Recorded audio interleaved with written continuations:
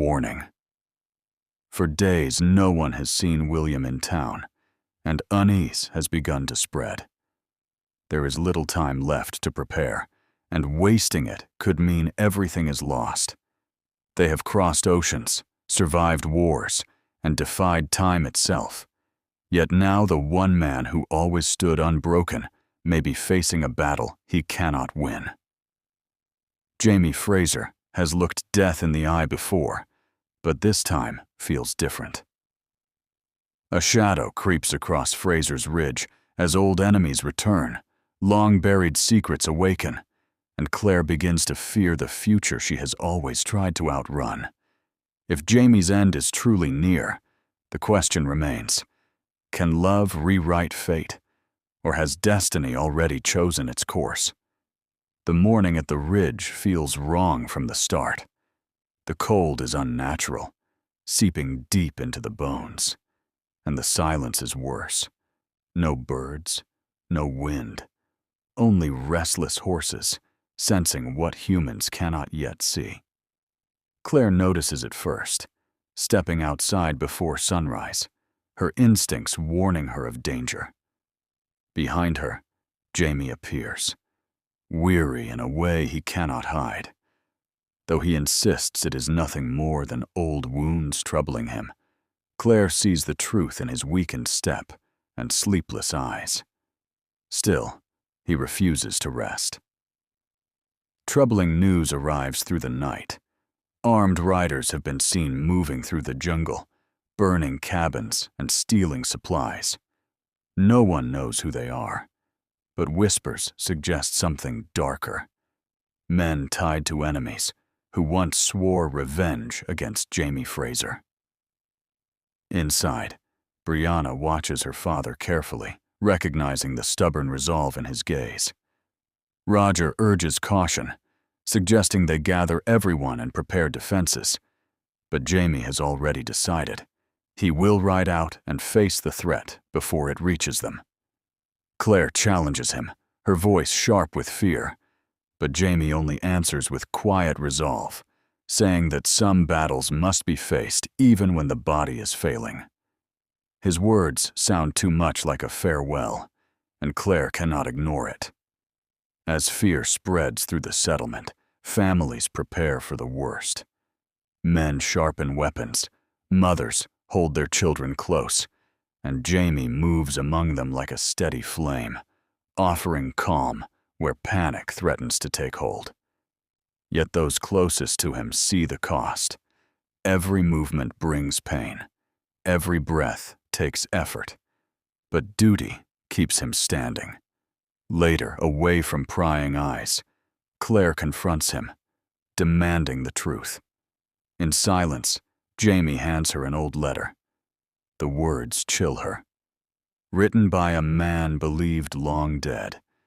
It promises that if Jamie ever found peace, it would be taken from him in blood.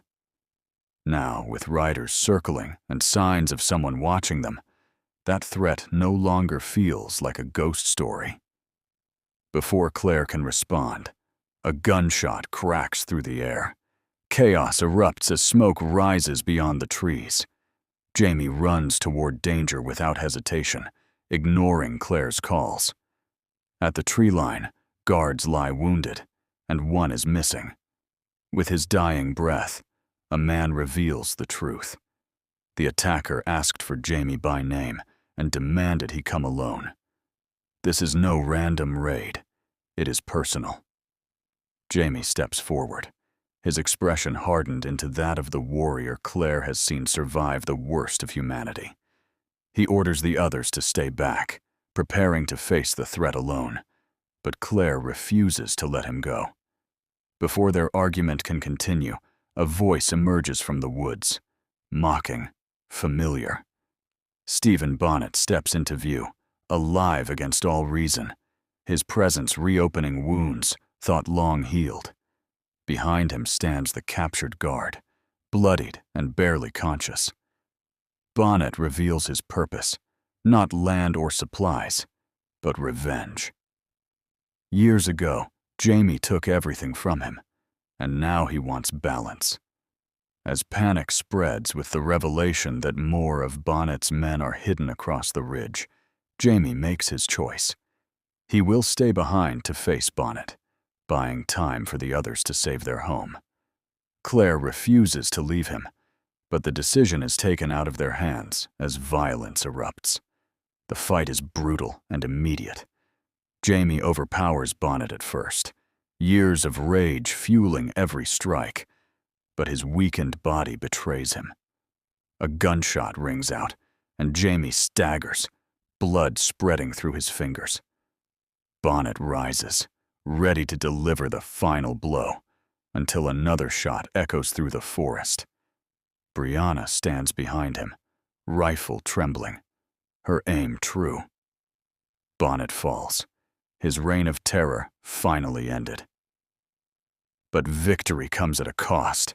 Claire rushes to Jamie, horror gripping her as she realizes the severity of his wound. They carry him back to the cabin, where Claire fights with everything she has to save him. Hours pass in agony as she removes the bullet, but the danger is far from over. Fever rises, his breathing weakens, and death lingers close. Through the night, Claire refuses to give in, holding on to him with a determination forged through decades of loss and survival. At the brink of dawn, Jamie stops breathing. For a moment, the world stands still. Claire refuses to accept it, forcing life back into him with desperate resolve. Then, at last, he gasps, returning from the edge. By morning, the fever breaks, and word spreads that Jamie Fraser has survived once more. Some call it luck, others a miracle. But Claire knows it is something stronger. Yet peace does not follow. Jamie reveals a chilling truth. Bonnet was not the one meant to kill him. He was only a weapon, used by someone else. Hidden papers reveal names tied to the past: Dougal Mackenzie, Guylas Duncan, and a deeper conspiracy connected to prophecy, bloodlines, and time itself. This was never just about revenge. It was about their family. Before they can process the truth, a new threat emerges. A rider brings word: Rachel has been taken. A message is left behind: "Bring the Fraser girl." Fear grips them all as the meaning becomes clear. It may not be Brianna they want. It could be Mandy, a child tied to two worlds and unknown power. As the ridge braces for what comes next, Jamie, still weak but unyielding, knows one thing for certain. The real enemy has yet to show themselves, and this time, the battle may not be one they can survive.